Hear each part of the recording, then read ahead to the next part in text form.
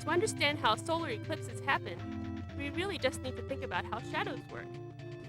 The sun shines on both the Earth and Moon, and both the Earth and Moon cast shadows opposite the direction of the sun. A solar eclipse is what we see when a shadow from the Moon falls on the Earth. But the Moon is much smaller than the Earth, just like this softball is much smaller than the sidewalk.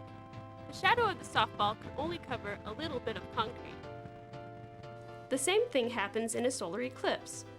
When the Moon is new and is passing between the Earth and the sun, its shadow only covers a small portion of the Earth.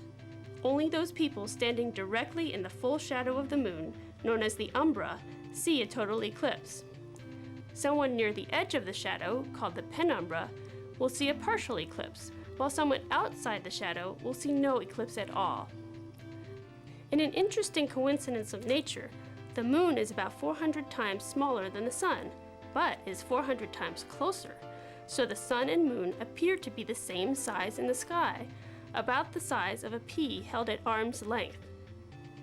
If the Moon were smaller or farther away, we would never have total eclipses, since it would not be large enough to cover the entire Sun. If it were larger or closer, then its shadow would be larger and the total eclipse would cover much more of the Earth. But we would not see the Sun's corona during a total eclipse.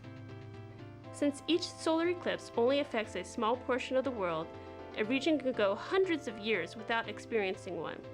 Many people plan trips years in advance to be in just the right place at the right time to see these rare events. I'm one of those people. For Ask an Astronomer, I'm Dr. Susan Stollery of the Sort of Science Center.